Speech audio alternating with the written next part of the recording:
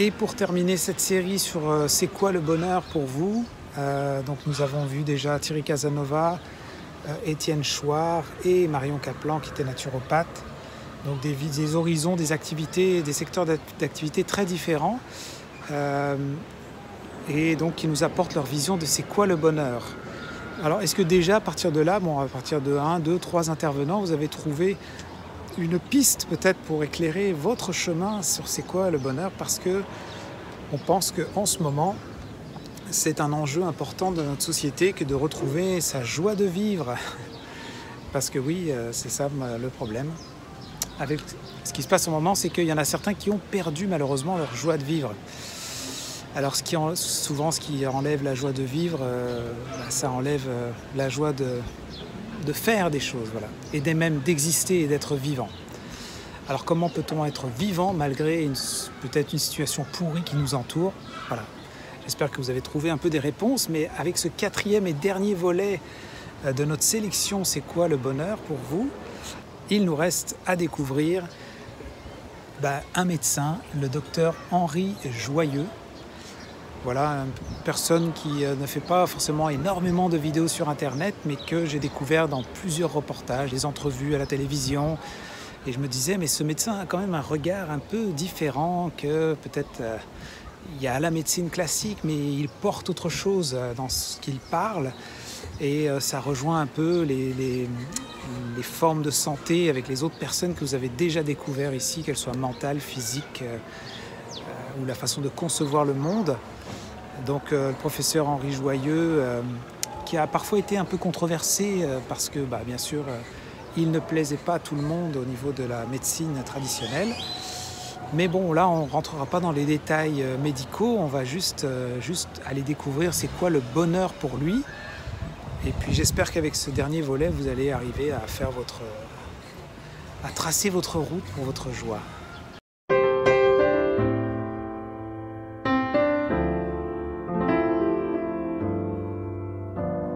Merci de m'accueillir. Aujourd'hui, on est à l'ICM de Montpellier. On est à l'Institut du cancer de Montpellier, oui, et on est là pour discuter du bonheur, c'est ça? Exactement. D'accord, dans un centre où il n'y a pas que du bonheur. Tout à fait.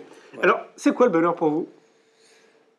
Le bonheur, je le dirais par rapport à l'inverse de ce qu'est le bonheur. C'est-à-dire que quand on est stressé, angoissé, quand on a des maladies graves comme on en a dans cette maison, c'est pas tout à fait le bonheur. Donc le bonheur, c'est pas simplement être exempt de maladie, c'est essayer d'être dans sa peau, c'est essayer d'être bien dans sa peau, c'est essayer de donner du bonheur aux autres. Vous voyez, déjà, donner du bonheur aux autres. Alors ça veut dire quoi, donner du bonheur aux autres? Quand vous êtes chirurgien et cancérologue comme moi, donner du bonheur aux autres, c'est réparer par la chirurgie, c'est essayer d'expliquer ce qui se passe dans la maladie, et de donner de l'espoir, de l'espérance. Mais ce n'est pas évident, parce que nous avons des malades qui sont à des stades avancés. Bon, pour ce qui concerne mon bonheur à moi, je dirais que mon bonheur, il est familial d'abord. J'ai une épouse et des enfants. Nous avons eu 6 enfants, 3 garçons, 3 filles. Ils sont tous adultes maintenant et nous en sommes à l'étape suivante, aux petits-enfants. Nous attendons donc le 13e qui va naître à Chicago prochainement. Bon, tout ça, c'est du bonheur, mais ça n'est pas sans souci. Et un souci peut être intégré dans le cadre du bonheur parce qu'on va essayer de le résoudre. Donc ça veut dire qu'il faut avoir dans sa tête, je dirais, pas mal de solutions. Il faut avoir une ouverture d'esprit qui permet de trouver des solutions quand il y a des troubles, de l'angoisse, etc. Bon, c'est possible, mais ça demande une certaine sagesse. Vous voyez, nous avons une sagesse dans notre corps au niveau de la circulation corporelle, de notre immunité, mais je pense que ce qui manque dans notre société, c'est une certaine sagesse par rapport à tout ce que nous pouvons observer autour de nous. Bon. Cette sagesse, elle est dans la nature. Les arbres nous parlent, les oiseaux nous parlent, la nature nous parle, mais nous sommes tellement sur la vitre de notre vie quotidienne, sur le stress par rapport au chômage, à l'argent, à ceci et à cela, que nous oublions d'entendre la nature, nous oublions d'être de temps en temps dans le silence pour méditer, pour réfléchir, faire le point, où j'en suis, d'où je viens, où je vais. Bon. Et donc, il y a une inquiétude profonde dans la société en particulier en Europe et en France plus particulièrement en ce moment, parce qu'il y a un manque de confiance. Si vous n'avez pas confiance dans votre ami I ou IE, si vous n'avez pas confiance dans vos enfants, si vous n'avez pas confiance dans vos collaborateurs, c'est la méfiance quand on n'a pas la confiance. Or, la confiance est un élément du bonheur. Mais c'est vrai que quand j'ai de nouveaux collaborateurs, je le leur dis d'ailleurs au départ, je fais confiance. Je fais confiance systématiquement, puisque je les ai choisis. Mais attention, je suis observateur. Ça veut dire que cette confiance, je peux soit l'accroître, soit la réduire. Je fais gratuitement confiance. Mais c'est vrai que parfois, il y a des choses qui ne vont pas et on est obligé de dire aux collaborateurs, non, il faut arrêter de continuer à travailler ensemble parce que là et là, il semble bien que tu n'as pas compris ce qu'il faut faire pour les malades ou pour ceci ou pour cela dans le domaine de la recherche. Donc, pour moi, dans le bonheur, il y a la confiance. Pour moi, dans le bonheur, il y a une certaine sagesse et dans le bonheur, il y a aussi une recherche. La recherche du bonheur. Donc, si je suis en permanence, si vous voulez, négatif dans ma tête, parce que j'angoisse, parce que je stresse, parce que je suis jaloux, parce que ceci, parce que cela, le bonheur, vous ne le trouvez pas. À la limite, vous êtes dans un état dépressif qui peut même être suicidaire. Donc, le bonheur, c'est quand même du travail. C'est du travail. Il ne faut pas se faire d'illusions. Le bonheur ne se retrouve pas dans le Red Bull, dans le Coca-Cola, dans faire n'importe quoi, ou aller au cinéma tous les jours, ou regardez des conneries à la télévision. Pour vous dire clairement les choses, je n'ai pas la télévision. Et pourtant, j'en sais autant que ceux qui la regardent, parce qu'ils m'en parlent. Ils m'en parlent pas toujours en négatif. Mais c'est vrai que parfois, ils me disent, il y a eu une émission formidable. Je dis, raconte-la moi, ils me la racontent. Je la visualise, je n'ai pas besoin de la voir. J'ai autre chose à faire. Je préfère bouquiner, écouter de la musique, écrire des bouquins, écrire des lettres. J'écris actuellement à 400 000 personnes qui reçoivent une lettre de ma pomme toutes les semaines. Ils la reçoivent gratuitement. Pour moi, c'est une grande joie de me dire qu'il y en a 400 000, mais ça ne me suffit pas. Je vise 1 million. Mais pourquoi 1 million et pas 2 et pas 3? Parce que pour arriver à 2 et 3, il faut passer par 1. Et ensuite, pourquoi 1? Parce que je sais que si j'arrive à cela, je pourrai toucher les pouvoirs publics. Parce que les grands médias vont me joindre. Comment vous avez fait? Ça commence d'ailleurs. Il commence à arriver. Et là, je sélectionne. Je ne veux que du direct. Je ne veux pas du direct, de l'indirect. Vous savez, où on manipule ce que vous dites.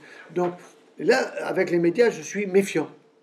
Parce que je me suis déjà rendu compte que j'ai été couillonné en termes méditerranéens plusieurs fois. Donc on vous fait dire quelque chose et puis ensuite on manipule ce que vous avez dit d'une façon ou d'une autre. J'ai gagné un procès récemment en Belgique, qui est une belle leçon, avec la radio-télévision belge francophone, où ils ont manipulé un certain nombre d'informations qui sont allées chercher sur Internet, qui sont contre moi, sans même les vérifier.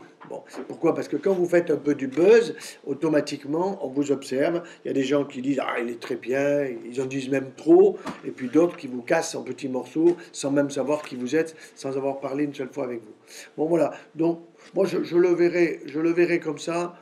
Le bonheur, tout le monde le cherche, tout le monde ne l'atteint pas, mais parce qu'il y a peut-être un peu de manque de sagesse, et puis il y a aussi la chance qui joue. Moi, j'ai eu la chance d'avoir un père et une mère formidables, d'appartenir à une famille de 10 enfants où ça circulait, ça discutait, ça chahutait, ça déconnait. En même temps, ça travaillait. Mes parents, mon père, il nous disait si tu travailles pas, tu manges pas, mon petit. Voilà, donc il faut travailler dans la vie pour arriver. Et c'était pas idiot du tout. Et en même temps, c'était très ouvert. On pouvait parler de choses et d'autres, donc il n'y avait pas de problème. Il y avait des disputes, évidemment, ce qui est normal, des jalousies entre frères et sœurs, mais tout ça, avec l'âge, c'est évidemment réduit. Donc, le bonheur, aujourd'hui, ce n'est pas une équation, ce ne sont pas des recettes, c'est un fond, si vous voulez, chez l'individu qui va quand même le chercher. Le type qui croit qu'il va trouver le bonheur dans la drogue, il se plante complètement. Je viens d'entendre sur la radio que à la Salpêtrière, ils vont mettre des salles de shoot, c'est-à-dire pour se droguer proprement. Mais c'est totalement aberrant. C'est une connerie monstrueuse. Pourquoi? Parce qu'on entretient. Il ne s'agit pas de mettre en prison celui qui se drogue. Moi, celui qui se drogue, je le prends avec moi, je discute, je l'invite au café, je le fais venir bouffer chez moi, je vais le voir et le revoir et le revoir. Et il va réduire, je vais lui faire un plan de réduction, je vais lui expliquer ce qu'il risque, etc. Il faut dialoguer. Or, le problème, si vous voulez, c'est qu'on étiquette. À partir du moment où vous mettez une étiquette sur la figure, c'est une catastrophe. Parce que cette étiquette, c'est qu'une partie de vous. Vous comprenez? Alors moi, mon étiquette, ça sera, il s'appelle Joyeux. Bon, c'est vrai, je suis 24 heures sur 24 joyeux parce que je porte ce nom qui est facile à retenir. Mon étiquette, ça sera, il est chirurgien, il est cancérologue. Oula, c'est un mec dangereux, il guérit pas tout le monde. Bon, ou mon étiquette, ça sera, il a une famille nombreuse. Oh là là, il est musulman, il est catholique, il est quoi? Tout de suite, on cherche l'étiquette. Ça, c'est absurde. Et je pense que notre société, à travers les médias, a besoin de davantage réfléchir à apaiser, si vous voulez, la société, parce qu'il n'y a pas d'apaisement, il y a de l'agressivité. Quand vous regardez les gens, si vous voulez, dans les gares ou dans les aéroports, ils ont tous la tête à regarder par terre, ils sourient pas, ils se disent à peine bonjour. J'ai passé 5 ans à Paris à l'Institut Curie, et ce qui m'a frappé, voyez-vous, c'est que quand je montais dans l'ascenseur, il y avait 4-5 personnes, on ne se dit pas bonjour. Bon. Vous voyez des gens en consultation dans la journée, le soir vous les croisez dans le métro. Ben, ils doivent se dire que je suis un clone et qu'eux aussi sont un clone. On ne se dit pas bonjour. Vous voyez, il y a quelque chose qui ne va pas dans la société, dans les relations humaines, et donc qui trouble, si vous voulez, la recherche du bonheur. Est-ce que c'est par chercher? Est-ce que ce ne serait pas justement les médias, les politiques, la société telle qu'on veut nous la montrer, qui participe justement à cette sclérose collective, quoi? Si, vous avez raison, mais bon, si j'étais homme politique, je ne ferais pas mieux que ceux qui y sont. Il ne faut pas non plus se faire d'illusions, parce que vous pouvez cracher sur un député ou sur un sénateur, il est que dalle dans le système. Bon, mais je crois que il faut aller vers ce que j'appellerais le petit peuple, au sens où c'est la base de la pyramide, si vous voulez, sociale. Ça ne veut pas dire simplement le petit peuple dans la pauvreté, etc. Moi, je suis plutôt pour que les gens pauvres deviennent riches, si vous voulez, et que les hyper riches le soient peut-être un petit peu moins. Ça, c'est une évidence. Mais en même temps, c'est quand même la richesse qui permet à la pauvreté d'avancer aussi, quoi. Voilà. Bon. Non, je pense que la société n'est pas bien organisée, mais il ne faut pas non plus rêver. Il ne faut pas rêver. Il faut du temps pour changer les choses. Ça bouge dans la société. Il y a des prises de conscience qui se font souvent par le négatif. Vous voyez, je vous disais tout à l'heure, je te disais tout à l'heure, Julien, si tu as la main dans un plâtre pendant 3 mois, tu vas te dire, si tu es droitier, oh là là, mais je ne sais plus quoi faire sans ma main droite. J'avais l'impression que, voilà, on prend conscience. Et bien de la même façon, on prend souvent conscience du bonheur par l'absence de bonheur. C'est pour ça que j'ai écrit un bouquin sur le suicide. Pourquoi? Parce que j'ai vu beaucoup de jeunes se suicider, parce que je vais beaucoup dans les écoles, que je rencontre des jeunes depuis des tout petits qui sont en primaire, en maternelle supérieure jusqu'au lycéen. Et moi j'ai vu des gosses de 10 ans qui pensaient au suicide. Et vous leur dites pourquoi? Vous discutez avec ce gosse de 10 ans, et bien le gosse de 10 ans, il vous dit parce que papa et maman, ils se disputent. Et pourquoi ils se disputent? Il ne sait pas, le gosse. Mais il croit que les papas et les mamans se disputent à cause de lui. Alors que s'il disparaît, papa et maman vont plus se disputer. Bon, c'est aberrant. C'est clair, mais ça c'est un sujet encore qui est énorme, on en parlait tout à l'heure. Énorme sujet. L'éducation nationale, il y a tout à refaire. L'éducation nationale, il faut la supprimer, et il faut transformer cela dans ce que, j'ai déjà dit ça à différentes personnes qui peuvent changer les choses dans l'avenir, c'est faire un ministère d'État, ça veut dire que c'est très proche, si vous voulez, du Premier ministre, un ministère d'État qui serait chargé de la famille et de l'instruction. Pourquoi? Parce que la famille et les enseignants doivent bosser ensemble pour le bonheur de l'enfant. Hein? Donc, et pourquoi je mets instruction? Parce que c'est un mot nouveau qui est déjà ancien, mais qui revient et qui a du sens. Éducation nationale, aujourd'hui, ça crée une allergie.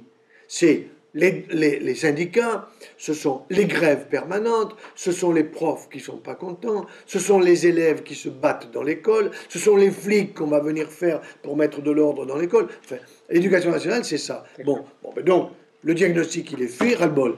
Il faut arrêter ça. Ça ne veut pas dire qu'il faut arrêter l'éducation, il faut instruire. Et l'instruction, moi j'ai instruit avec mon épouse nos enfants, et ils nous ont instruits aussi, et en collaboration avec leurs profs. Ils ont eu de très bons profs. Qu'est-ce que tu penses du système de l'éducation alternative, type de l'école de la vie qu'on a envie de créer? Moi, Steiner, Montessori. je pense que c'est une bonne idée, une école de la vie dont tu parlais, que tu as envie de créer prochainement. Seulement, il faut voir qu'est-ce qu'on va apporter avec cette école de la vie. J'ajouterais volontiers école de la vie et de l'amour. Pourquoi? Parce qu'on ne peut pas vivre sans amour. Mais le mot amour, il veut dire quoi? Il veut dire dignité, il veut dire reconnaissance, il veut dire j'existe, il veut dire j'aime et je suis aimé. Le verbe aimer est un verbe en mouvement. Je ne peux pas aimer longtemps une personne si cette personne me crache dessus du matin au soir. Bon, là, ça devient impossible, quoi. Mais je prends souvent cet exemple avec les gosses, avec les jeunes dans les écoles. Imagine que tu as un chat. Bon. Et tu rentres chez toi à 17h ou 18h, et le chat, évidemment, il t'attend, tu le connais bien, tu le prends sur tes genoux. Bon. Qu'est-ce que tu vas faire? Ben, tu vas le caresser, il va se mettre à miauler. Bon, tu es content, il te répond, tu lui réponds. Imagine que le chat, il te pisse dessus. Qu'est-ce que tu fais? Tu le dégages en disant tu es mal éduqué, ça va pas, tu l'engueules, etc. Donc, l'amour, c'est un aller et un retour. Il ne peut pas y avoir un amour sans retour. Même si j'aime une fleur, cette fleur m'envoie quelque chose, par sa couleur, par son odeur. Vous voyez? Même si j'aime un animal, cet animal, par sa beauté, par sa structuration, par ce qu'il est capable de faire, m'envoie des messages. Et je pense que la nature aujourd'hui est beaucoup trop oubliée, bien que vous ayez un grand courant écologique qui n'est pas un courant écologique politique, celui-là il est mort, pour moi, il n'existe pas, il est inefficace, il est même dangereux, mais c'est un courant écologique d'un retour à la nature. Et moi, je le vois à travers la nutrition, l'alimentation et toutes les conférences que je donne dans ce domaine. C'est clair, on parle de permaculture aussi. Pierre Rabhi, Pierre Rabhi, je le connais bien, bien sûr. La permaculture, il faut aller au bec et loin. Au bec et loin, il y a une structure de permaculture, il faut aller les interviewer. Il faut un boulot absolument fabuleux. C'est un homme et une femme qui se croisaient dans les avions. Ça veut dire que dans les avions, il y en avait un qui partait au Japon et l'autre qui allait à New York. Ils ne se rencontraient jamais, pourtant, ils avaient signé un contrat de vie ensemble. Bon, puis un beau jour, ils se sont peut-être assis, ils ont réfléchi, ils se sont dit qu'est-ce que c'est ces conneries? Où allons-nous? Arrêtons tout ça. C'est clair. Bon. Tu parlais d'alimentation, j'ai rencontré Marion Caplan, que tu connais très bien. Je serai avec elle ce soir au téléphone. Ah bah excellent, ouais. Oui. Et donc, super, hein, évidemment, quoi. J'imagine que tu as plein de choses à dire aussi au niveau de l'alimentation, non? L'alimentation aujourd'hui, le gros problème, c'est qu'elle est industrialisée. Et ça, c'est une catastrophe. Parce qu'il y a des conservateurs, des exhausteurs de goût, des jolies couleurs, des jolis paniers, etc. Et les gens ne se rendent pas trop compte, bien que c'est en train de venir, qu'ils ont des maladies de civilisation qui sont liées à cette alimentation qui est absolument catastrophique. Donc le retour à la nature se fait. C'est, je dirais, le panier AMAP. C'est-à-dire, je vais chez l'agriculteur qui, en fonction de la saison, va me fournir les aliments correspondant à la saison, de proximité, et peut-être même de l'agriculture biologique, c'est-à-dire sans pesticides. Mais je suis inquiet, par exemple, par les OGM. Je prépare une lettre pour l'OGM transparence. Je pense que j'aurai fini cette lettre demain et qu'elle sera publiée la semaine prochaine. Qu'est-ce que nous voulons? Nous voulons tout simplement qu'il y ait sur les marchés un étiquetage. Là, il y a les OGM, là, il n'y en a pas. Et vous savez tu sais qu'il y a eu un référendum en Californie, il doit y avoir 1 an et demi ou 2 ans, pour savoir si on faisait l'OGM transparence. Bon, c'est-à-dire si on étiquetait les produits pour dire cette tomate, elle est OGM et celle-là, elle ne l'est pas. Bon.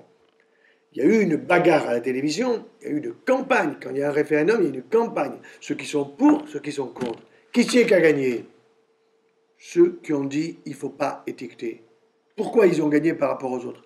Parce qu'ils avaient du pognon, tout simplement par l'intermédiaire de leur propre lobby, et qu'ils avaient plus d'argent que les autres, qui sont obligés d'aller taper à la porte de chaque maison en disant « Est-ce que toi tu es pour ou contre l'étiquetage ?»« Oui, oui, je veux qu'on étiquette, ben donne-moi $1, donne-moi $2, donne-moi... » Mais ça ne fait pas ce que vous gagnez avec Monsanto.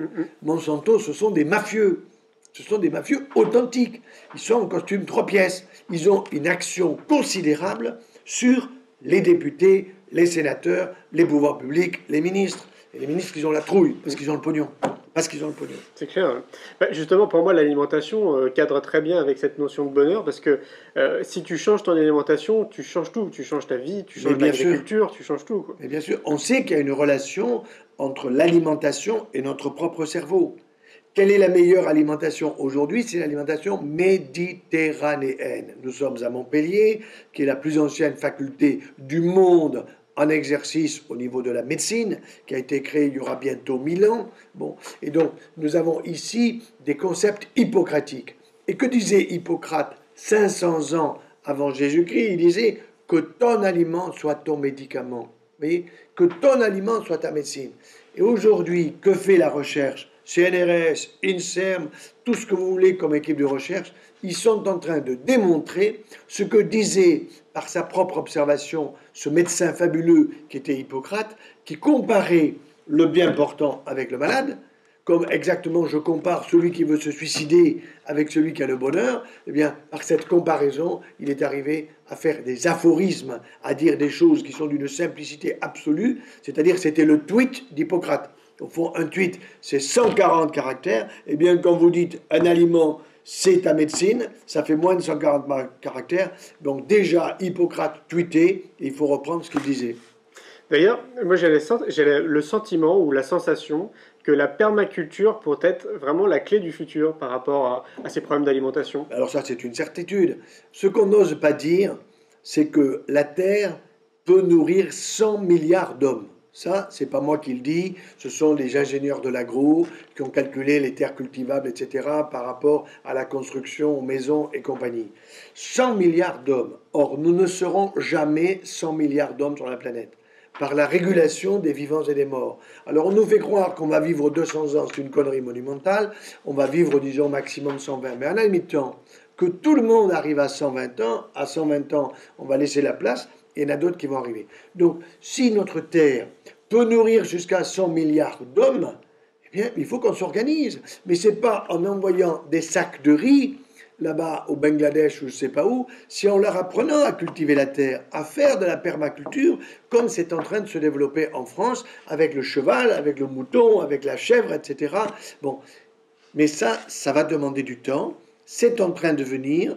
Il est bon que les médias en parlent, que les médias interviewent, interrogent des gens qui le vivent, et surtout qui ont vécu avant des choses qui ne les entraînaient pas vers le bonheur, et qui les entraînaient vers une prise de conscience.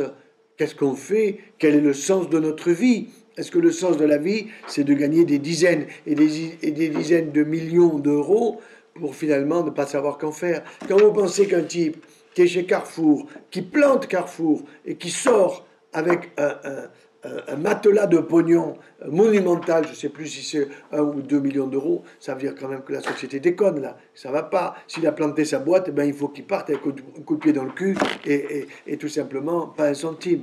Tu le disais très bien, moi j'ai cette sensation aussi, moi ça fait quasiment, tu sais, j'ai 36 ans, ça fait 12 ans que je développe la société, mais je suis tombé un peu dans les médecines alternatives, les médecines douces depuis tout petit. C'est très bien. Et ce que je vois, c'est que depuis au moins 5-6 ans, j'ai la sensation que la population est en quête de sens. Tout à fait. Justement, envie de donner un sens à sa vie, à son activité professionnelle, à plein de choses. Tu le vois toi aussi? Il y a un besoin spirituel. Ce besoin spirituel, moi déjà, je le vois très fort chez les patients atteints de cancer. Quand quelqu'un a un problème de cancer, le mot cancer est dans la tête du grand public synonyme de mort. Alors que le mot sida, qu'il est aussi synonyme de mort, ben, ce n'est pas tellement dans la tête des gens parce qu'ils se disent « Ah bah oui, je vois des mecs qui ont le sida, ils vivent depuis 20 ans, 30 ans, donc on n'en meurt pas. » Bon. Alors, quand tu as des gens qui sont avec cette idée de la mort dans la tête, il y a automatiquement, je dirais, des concepts spirituels qui sortent ou qui ressortent, qui peuvent être liés à un passé, mais même s'il y a un agnosticisme, un athéisme majeur, c'est une forme de religion, parce que les gens sont reliés par leur agnosticisme, leur athéisme, et ils se disent quel est le sens de la vie. Ça ne sert à rien, bon, j'ai pas envie de m'emmerder à me faire traiter avec la chimiothérapie et tout ça, bon, ben donc je m'en fous une balle dans la tête. Il y en a très peu qui font ça, très très peu. En général, ils cherchent à vivre. Bon, alors quand on nous parle de l'euthanasie, nous parle de l'euthanasie ceux qui sont en bonne santé. Je les connais bien, c'est beaucoup de journalistes, d'hommes politiques qui n'ont rien compris à la vie. Bon. Donc ce que je crois, c'est qu'effectivement, il y a la recherche du sens. Et cette recherche du sens, c'est une recherche spirituelle. Il y a le bouddhisme qui s'est développé. Il y a l'islam qui se développe parfois plus dans le bon sens que ne le disent les médias. Moi, je connais bien le soufisme. Hein. Je ne suis pas musulman, je suis chrétien, je connais bien le soufisme. Le soufisme, c'est quoi?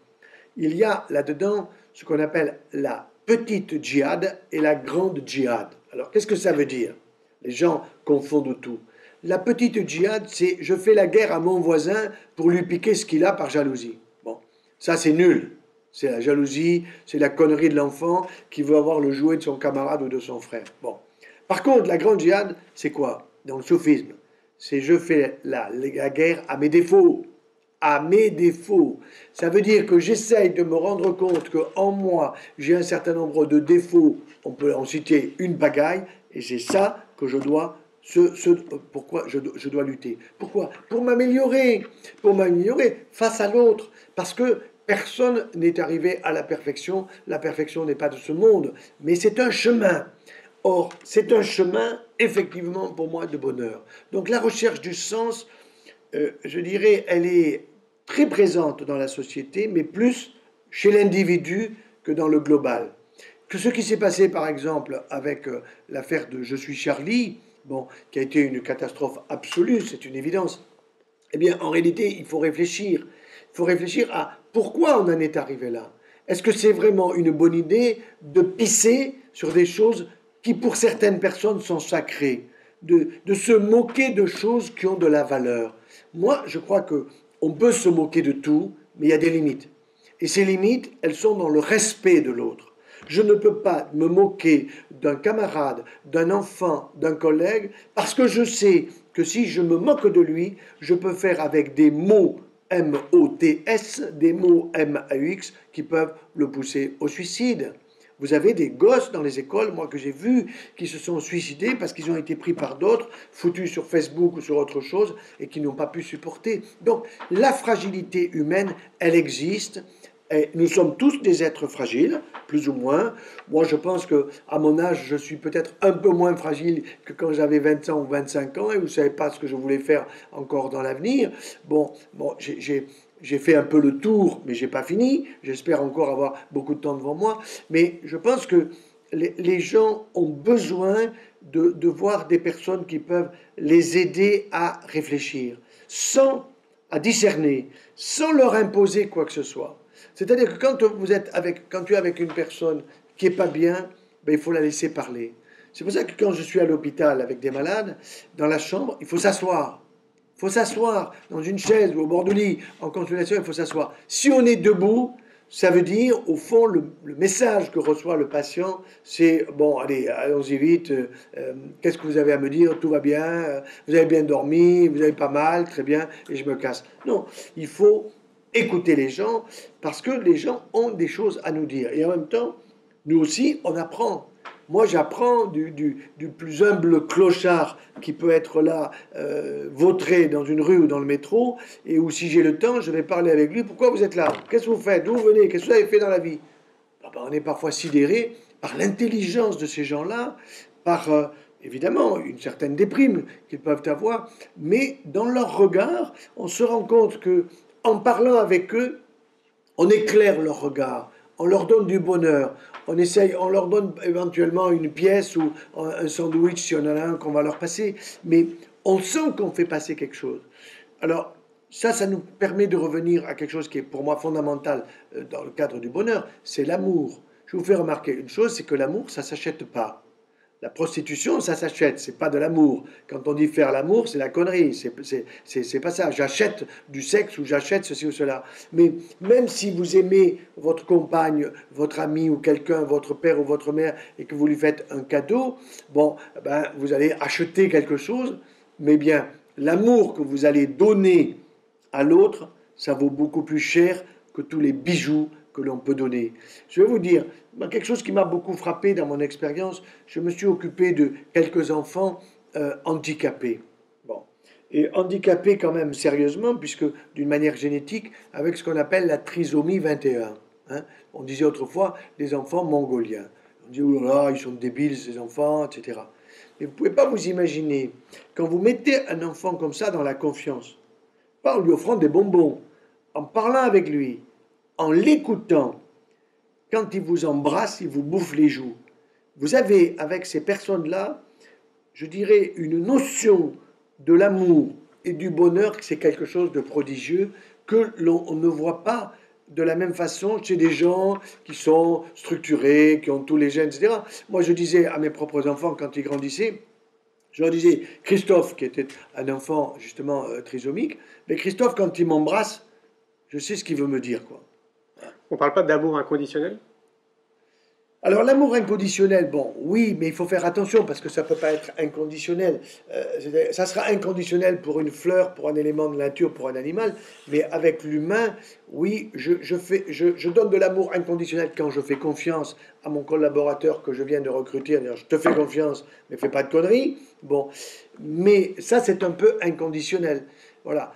Alors, si on dit inconditionnel, pour moi, ça m'évoquerait une absence de discernement. Il faut un peu de discernement quand même. Il faut un peu de... Je vais vous raconter une histoire très, très intéressante que j'ai vécue. C'était juste avant Noël. 7 heures du matin, je vais au garage chercher ma voiture. Bon.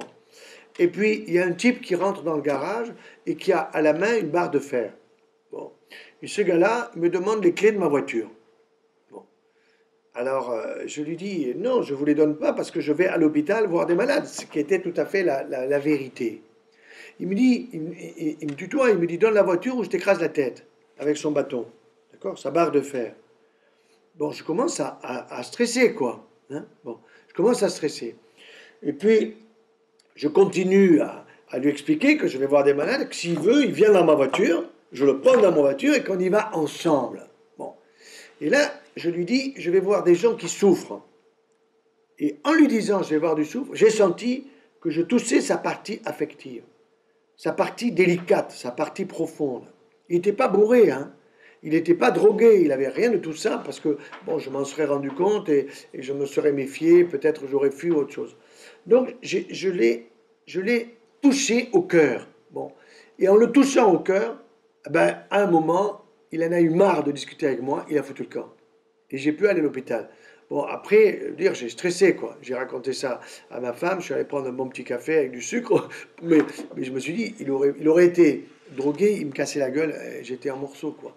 Bon, donc ça veut dire quand même qu'il faut être prudent, vous voyez. Ça veut dire qu'il faut être prudent, et cette prudence-là, c'est un discernement qui doit partir d'une confiance immédiate, mais en discutant, on va voir si on peut maintenir la confiance, voilà. Est-ce que tu penses qu'il y a des clés, des outils à transmettre à une majorité de la population, justement pour essayer d'aller dans le bon sens, s'il y a une notion de bon sens, il faudrait mettre une définition derrière? Moi, je dirais d'abord, le bonheur existe, mais il te faut le chercher. Et tu ne vas pas le trouver comme ça, d'un coup de baguette magique. Et dans le bonheur, il y a un certain nombre de choses qu'il faut décliner. C'est qui j'aime et qui m'aime. Hein, je mettrai en premier l'amour. Ensuite, je mettrai mon mode de vie, ce que je vis. Est-ce que je sais où je vais, dans quel métier je suis? Toi, tu es dans l'envie de transmettre. Tu vois des gens et tu te régales de les écouter, puis tu transmets sur YouTube, sur Internet ou je ne sais où. Bon, tu sais où tu vas. Bon, si le gars ne sait pas du tout où il va, ça c'est emmerdant. Parce que il zigzague. Bon, alors s'il zigzague un petit peu, il va finir par trouver. Mais s'il zigzague en allant vraiment dans des coins qui sont les opposés les uns des autres, ça va faire très mal. Donc, je crois que il faut aider la personne en lui disant, mais quelles sont tes qualités? Donne-moi 5. Quand je pose une question comme cela, par exemple, à des jeunes, qui sont, je dirais, à partir du collège, 6e, 5e, eh bien, très souvent, il y en a qui vous disent, j'en ai pas. Tu aimes la musique? Ah ouais, eh bien, c'est pas une qualité d'aimer la musique. Tu aimes faire du sport? Ah ouais, eh bien, c'est pas une qualité. Mais c'est très étonnant de voir combien des gens, des jeunes, vous disent, j'ai pas de qualité. Alors, par contre, celui qui va me sortir des qualités, comme ça, il m'en sort 4 au plein pot, je sais pas, en match, ceci, cela, je lui dis, t'as des défauts, toi, ou pas? Alors, il vous dit, non, j'en ai pas, quoi. Bon, je dis, attends, l'orgueil, ça existe chez toi ou pas? Bon, mais la plupart du temps, moi, j'entends des défauts. Et ça, c'est inquiétant. C'est inquiétant parce que il faut aider les gens à se valoriser pour ce qu'ils sont. C'est Nietzsche qui disait, il faut que tu sois toi-même. Je le dis d'une autre façon. Mais pour être soi-même, il faut du temps. Moi, j'arrive à 69 ans, je pense à peu près me connaître, mais je ne sais pas ce qui va se passer dans les années à venir. Peut-être je vais découvrir en moi d'autres capacités. Bon, quand j'étais gosse, on m'a fait faire du piano, on m'a obligé à faire du piano, ça me faisait chier, il y avait un mauvais professeur, bon. Et là, il m'arrive par moments d'avoir envie de taper avec mes doigts sur le piano, peut-être parce que j'ai arrêté d'opérer, donc mes doigts, je m'en sers plus pour opérer, et je me dis, ça va, il va falloir que je prenne des leçons, il va falloir que je reparte à zéro. Bon, je fais tellement de choses que je ne peux pas tout faire à la fois faire du piano, écrire des lettres, etc. Mais pourquoi pas? Peut-être que ça viendra. Donc, définir nos qualités, ensuite, il y a d'autres choses. Avoir des objectifs. Ça me paraît très important, avoir des perspectives. Et des perspectives qui sont des perspectives positives. Moi, ce qui me frappe, par exemple, aujourd'hui, on reçoit en permanence sur Internet, regardez Roland Garros, regardez le match qui est en cours, regardez ceci, regardez. Je n'ai rien à foutre, moi, de Roland Garros. Simplement, Roland Garros, je saurai qui c'est qui va gagner, si c'est Nadal ou si c'est l'autre. Bon, bah, très bien. Bon, je veux bien regarder un quart d'heure ou 20 minutes quelques balles qui sont des belles balles. Mais après, moi, je préfère écouter de la musique, je préfère bouquiner. J'apprends rien avec Roland Garros. J'apprends rien à regarder un type qui tire un but. Bon, voilà. Je passe un bon moment. C'est vrai, je passe un bon moment. Mais je pense qu'il faut avoir des objectifs. Si je vais au match, c'est pour me détendre. Si je vais regarder un film, moi, je vais plutôt regarder un film qui va m'apporter quelque chose. C'est ma femme qui choisit les films en général que nous allons voir. Bon, alors, je lui dis, attends, ne me dis pas toute l'histoire, mais qu'est-ce qu'il y a, tu penses, d'intéressant dans ce film? Ben, il y a ça qui est intéressant, il y a une présentation de tel ou tel aspect de la vie, de telle ou telle technologie, etc. Bon, ok, on y va, ça paraît intéressant.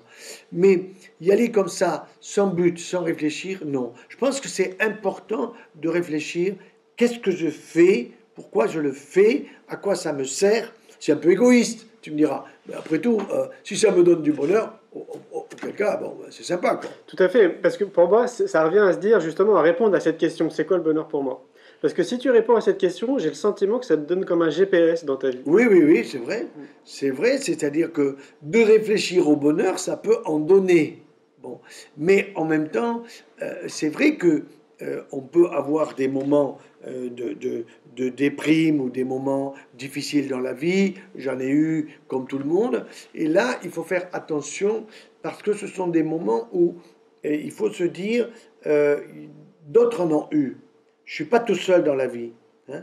C'est un peu l'histoire de Job qui est intéressante. C'est-à-dire que Job, il a des amis qui vont le lâcher et il se dit non mais c'est pas possible, j'ai que des merdes avec ceux qui sont proches de moi, j'ai que des ennuis avec ma santé, que ci, que ça. Mais il va tenir bon, quoi. Il faut tenir. Et ça, c'est vrai que parfois, ça peut être difficile. Et donc, quand ses amis viennent le voir ou quand il va retrouver ses amis, il va d'abord rester dans le silence pendant 5 ou 6 jours. Le silence, c'est pas stupide. Le silence, c'est de la méditation. Le silence, c'est utile pour entrer en moi, peut-être, et aller chercher au plus profond de moi des choses que je n'imagine pas, mais qui sont présentes en moi, quoi. Tout à fait. Ça t'arrive d'avoir ces moments de silence? Bien sûr. En ce moment, je suis dans le silence pratiquement toute la journée parce que je travaille. Mon épouse n'est pas là, elle est aux États-Unis parce que notre fille va accoucher, donc elle est là-bas pour l'aider. Mais j'aime bien le silence. Alors je mets de la musique classique, hein, ou bien je me mets avec un bouquin et en train de réfléchir. Je lis un bouquin fabuleux, par exemple, de Rémi Brague. Ce bouquin s'appelle Le règne de l'homme. Et le règne de l'homme, c'est le projet moderne. Et il démontre que c'est un échec. C'est un échec. Pourquoi? Parce que tous les philosophes modernes, on peut les citer, Derrida, on peut citer Michel Foucault, que je connais bien, qui a eu du génie, incontestablement, ou bien Régis Deleuze. Bon, Régis Deleuze s'est foutu une balle dans la tête. Ça veut dire qu'il était quand même pas très heureux. Michel Foucault, il est parti du sida, donc ça veut dire qu'on n'attrape pas le sida en regardant les étoiles. Bon, Derrida, il est parti d'un cancer. Bon, mais quand vous les lisez, ce sont des mecs qui ont déstructuré la société. Déstructuré. Ça veut dire que quand vous déstructurez la personne, vous la mettez dans un puzzle et qu'il n'arrive pas à se réunir. C'est pour ça que la psychanalyse aujourd'hui serait intéressante si elle nous aidait à réunir les différentes parties de nous-mêmes. Mais quand vous faites 10 ans de psychanalyse, j'ai vu un jour un copain psychanalyste, je lui ai dit, est-ce que tu crois que moi j'en ai besoin? Non, non, il me dit, tu n'en as pas besoin, tu vas bien, ne t'inquiète pas. Mais qu'est-ce qu'on fait avec la psychanalyse? On vous met en morceaux, voilà, pendant 10 ans. Seulement, le gros problème, c'est que pendant le temps où vous êtes en morceaux, vous n'êtes pas unifié. Vous n'êtes pas unifié. Et donc là, le danger, c'est que vous vous cassez la gueule en bagnole, que vous vous suicidiez, etc. Donc, je pense que le bonheur est dans notre unification, l'unification de notre être. Alors, ça m'intéresse beaucoup, l'être. Parce que qu'est-ce que c'est l'être humain? Toi, tu es un être humain, je suis un être humain, les autres sont des êtres humains. Bon, qu'est-ce que c'est un être humain? C'est un corps. C'est un corps. Bon, avec tout ce qui le concerne. Le fonctionnement des muscles, les sens, je vois, j'entends, je goûte, etc. Bon, c'est un corps. Ensuite, c'est un esprit. Ça veut dire que là-dedans, ça tourne. Donc, il y a des neurones, et ces neurones, eh ben, il faut savoir que, par exemple, on en gagne 700 par jour. Hein, aujourd'hui, tu as gagné 700 neurones, pas grâce à moi. Même sans moi, tu gagnes 700 neurones. Moi, j'aimerais en gagner 900. Bon, mais on sait que c'est à peu près 700 par jour. Bon, donc on a une intelligence, on a des neurones. Ensuite, on a ce que j'appelle une affectivité ou le cœur avec des neurones du cœur. Alors, ce n'est pas les neurones qui sont là au niveau de la pompe cardiaque, mais c'est tout le côté affectif. Tout ce que nous avons dit sur l'amour, et ça, c'est absolument important et absolument essentiel. Et puis, il y a une quatrième partie. Et cette quatrième partie, elle est absolument invisible. C'est ce que on appelle la fine pointe de l'être. La fine pointe de l'être. La pointe, la fine pointe. Donc, c'est-à-dire que c'est fin, c'est pointu de l'être. Alors, où est-ce que c'est?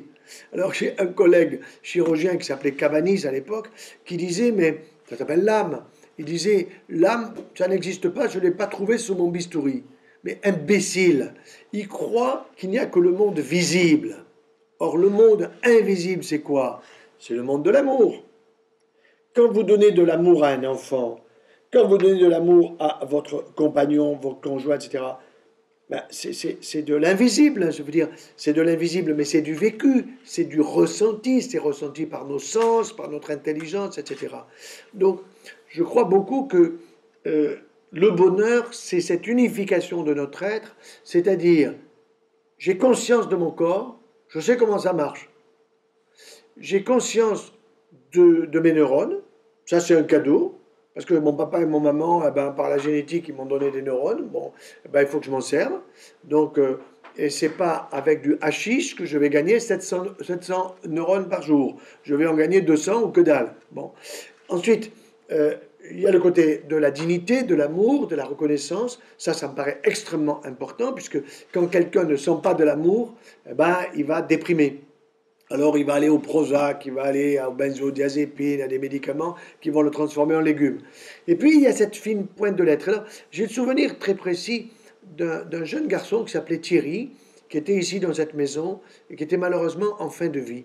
Et je faisais un travail avec des gens en fin de vie pour essayer de comprendre comment ça marche un être humain quand on est en fin de vie. C'est-à-dire quand on sait que la fin est proche. Bon, moi je ne me dis pas que ce soir je vais me tuer en bagnole. Bon, c'est possible. Bon, ça veut dire qu'il faut être toujours prêt. Mais si je me tue ce soir en bagnole, vous direz, bah ouais, il l'a dit, on l'a enregistré, vous voyez, il était prêt, il nous l'avait dit, il le sentait, non pas du tout. Bon. Mais qu'est-ce qu'il me disait Thierry? Thierry me disait, regardez votre chaise. Alors, j'étais assis à côté de lui dans sa chambre de mourant, d'agonisant. Alors, je me suis dit, je suis mal assis sur ma chaise. Souvent, je suis mal assis sur une chaise, c'est vrai. Bon, non, pas du tout. Il me dit, l'être humain, c'est les 4 pieds de la chaise. 4 pieds de la chaise, l'être humain, qu'est-ce que c'est ça? Et alors, il m'explique. Il me dit, il faut nourrir tous les jours les 4 pieds pour être en équilibre sur sa chaise. Qu'est-ce qu'il me disait? L'unification de l'être. Il faut nourrir son corps, des fruits, des légumes, du poisson, etc. Il faut nourrir son citron, son intelligence, il faut réfléchir, il faut lire, il faut bouquiner, il faut regarder des choses. Bon. Il faut nourrir son affectivité, très important, capital.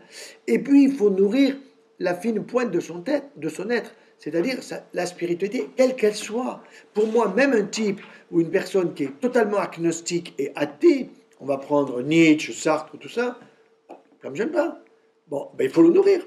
il faut travailler cet agnosticisme, cet athéisme, son bouddhisme, son christianisme, son islam, etc. Il faut le travailler. Bon. Et je pense qu'il y a des choses très intéressantes. Alors, j'ai un autre exemple qui m'a beaucoup frappé aussi. C'est un malade également en fin de vie et qui était d'origine pied noir. Vous savez que les pieds noirs, ils ont vécu en Algérie, au Maroc, etc. Bon, moi, je connais bien ces pays parce que, ma femme est d'origine algéroise et que j'ai fait 2 ans de coopération comme jeune chirurgien au Maroc. J'ai beaucoup travaillé, beaucoup lu et j'ai vu beaucoup de ce pays de très près. Bon, c'est un pays merveilleux. J'appelle d'ailleurs le Maroc ma deuxième patrie. Qu'est-ce que cet homme me dit? Il me dit, l'être humain, c'est comme un palmier nain. Palmier nain, un palmier nain. Alors, vous savez ce que c'est qu'un palmier, et un palmier nain aussi, c'est un petit palmier. Et il me dit, imagine que ce palmier, il a des palmes. Ces palmes, quand le palmier nain va bien, eh bien, il y en a 3 magnifiques, la palme du corps, la palme de l'esprit et la palme du cœur. Tout va bien. Et le tronc, tu ne le vois pas, parce que le palmier, il est nain, petit. À partir du moment où ton corps va pas bien, où ton esprit déconne, où tu souffres affectivement, tu as une des palmes qui devient transparente. Oui, elle devient diaphane. Et qu'est-ce que tu vois alors? Tu vois le tronc. Et dans le tronc, il y a quoi? Il y a la sève. Et la sève, c'est quoi? C'est que ce qui anime le reste. Anima. Et anima, c'est quoi? C'est le mot qui veut dire âme. Alors, le mot âme, il a une résonance qui est trop spirituelle dans le monde actuel. C'est pour ça que beaucoup de gens le rejettent.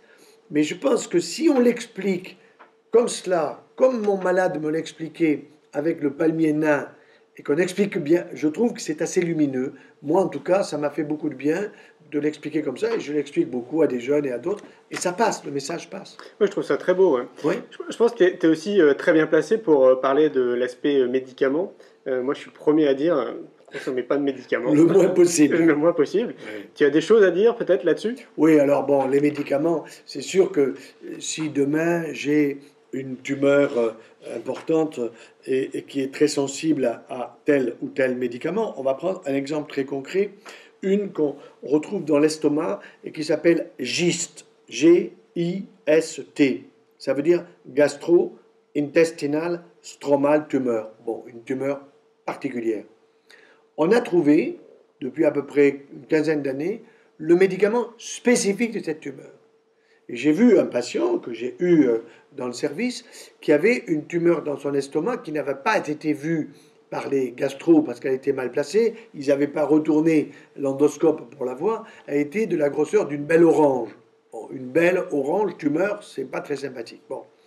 Et on lui propose à Paris de lui enlever tout son estomac parce qu'il a une tumeur. Bon. Moi, je dis non, non, non, non. Il ne faut pas se faire opérer. Il faut d'abord commencer par prendre le traitement spécifique. Et en 6 mois, en prenant un comprimé par jour de ce traitement qui est un anti-facteur de croissance qui va détruire la croissance de cette tumeur, donc elle ne va pas continuer, au contraire, elle va se réduire, eh bien, l'orange devient de la grosseur d'un cacahuète. C'est-à-dire pas plus gros que ça. À ce moment-là, on fait une opération, on enlève autour du cacahuète et on garde les 3/4 de l'estomac. Voilà un cas très précis où le traitement est nécessaire. Bon. Par contre, aujourd'hui, on donne des traitements pour n'importe quoi. Tu as le moindre trouble veineux parce que tu marches pas assez, parce que tu fais pas assez de vélo, parce que tu vas pas assez à la piscine, parce que tu n'as pas une activité. Allez, on va te donner un traitement pour les varices. Tu as la moindre déprime, il faut prendre un traitement le moins possible.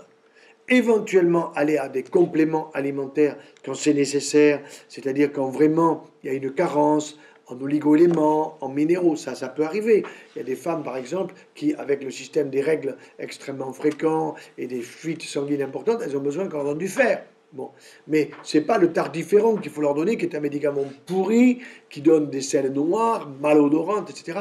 On va leur donner tout simplement un fer minéral, et tout ça, elles vont remonter la pente tranquillement. Donc, je suis tout à fait d'accord, attention aux médicaments, mais il ne faut pas être un taliban de l'anti-médicament. Il faut faire attention.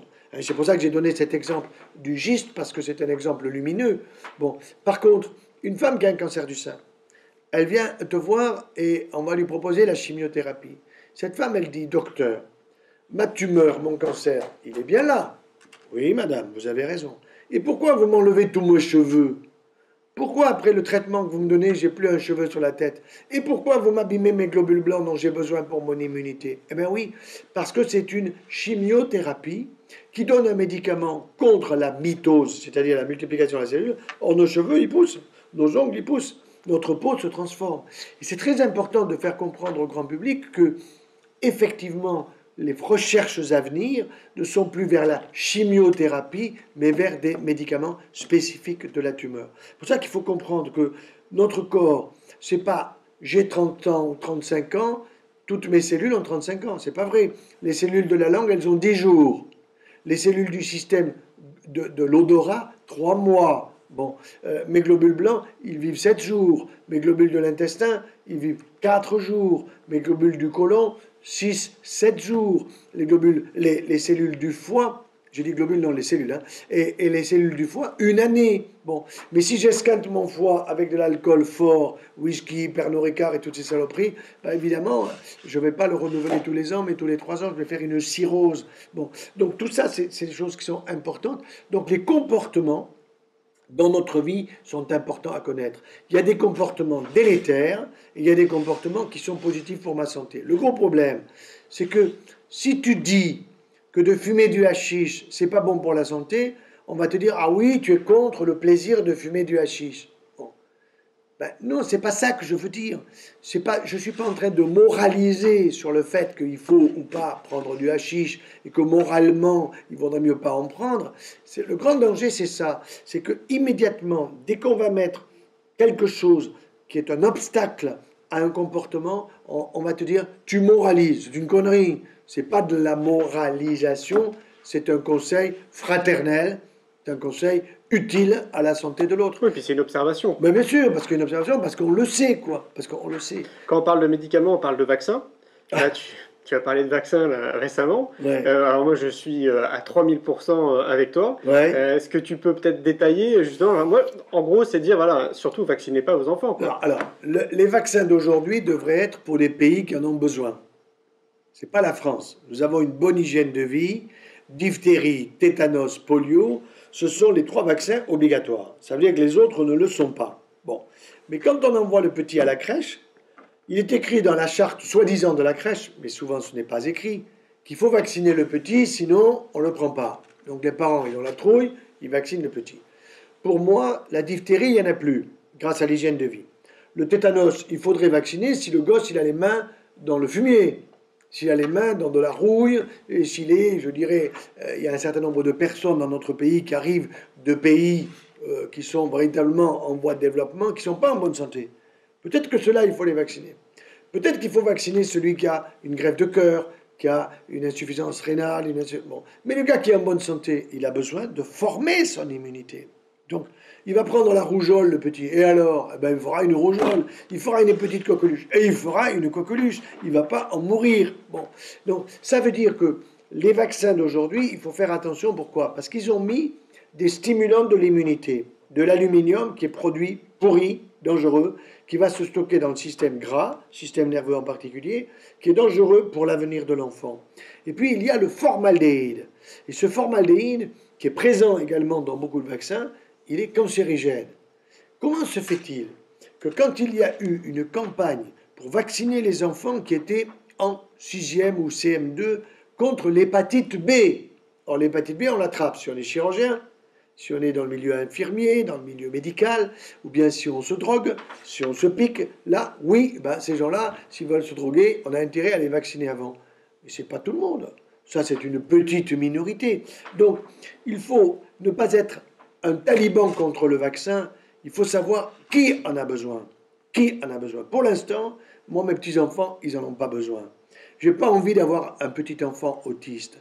Je n'ai pas envie d'avoir quelqu'un dans ma famille qui va avoir une sclérose en plaques. Quand ils ont fait la campagne de vaccination contre l'hépatite B, maintenant on a des chiffres officiels, dans les 5 ans qui ont suivi, 65% de plus de sclérose en plaques. 65%. Alors les neurologues disent, ah oui, mais c'est parce que nous sommes meilleurs au diagnostic, parce qu'on a de meilleurs IRM, on se fout de nous.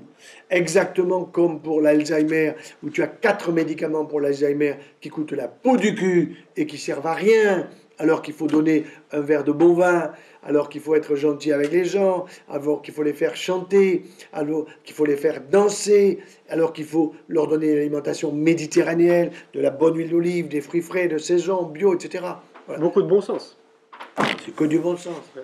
Et le bon sens peut conduire au bonheur. On est bien d'accord. Est-ce qu'il y a une citation qui te suit partout? Sur mon site internet, il y en a une, c'est vaut mieux un bon menu qu'une ordonnance. Bon, déjà, moi qui suis là pour des ordonnances, mais en réalité, je me suis rendu compte que je suis un déprescripteur. C'est-à-dire que quand je vois les gens, montrez-moi votre ordonnance. Il y a 10 médicaments, j'en supprime. Et ce qui m'a frappé récemment, c'est que j'ai vu 2 jeunes collègues, des futurs médecins, qui ont fait, je ne sais pas où ils sont en France, je crois qu'il y en a une à Paris, une jeune femme, et un autre à Caen, par là-bas. Ils ont fait une thèse sur la déprescription. C'est-à-dire, ils ont regardé chez des médecins généralistes les prescriptions qu'il y avait, et ils ont vu les justifications ou les non-justifications de ces prescriptions. Ils se sont rendus compte qu'il y avait beaucoup de médicaments qui étaient prescrits qui ne servaient à rien. Donc nous sommes aujourd'hui non pas dans la déconstruction de l'humain, dans la construction d'un nouvel humain qui est un humain qui serait plus orienté vers le bonheur, la joie, le partage, la discussion, le dialogue, l'écoute, et vers la déprescription des médicaments. Ça me fait très plaisir. Donc, si jamais, et ça peut arriver, je démissionne du Conseil de l'Ordre des médecins, parce que je ne veux pas accepter la sédation profonde qui est l'euthanasie de celui qui me le demande. Moi, je veux avoir la clause de conscience. Si je n'ai pas la clause de conscience, je le dis publiquement d'ailleurs, eh bien, je démissionnerai du Conseil de l'Ordre. Je serai toujours médecin, mais je ne pourrai plus prescrire remboursé par la Sécu. C'est pas grave. Comme je déprescris, ça ne sera pas bien difficile. C'est clair. À t'écouter, il y a une phrase qui me vient à l'esprit. Sois le changement que tu veux voir dans le monde, disait Gandhi. Je trouve que tu l'incarnes très bien. Écoute, tant mieux. Et Gandhi a été un homme absolument fabuleux. Il y a des phrases de lui que je n'ai pas totalement en tête, mais il m'arrive de lire des choses de Gandhi qui voyaient très à l'avance la société de demain, celle qu'on est en train de construire aujourd'hui. Merci beaucoup, Henri. Avec grand plaisir.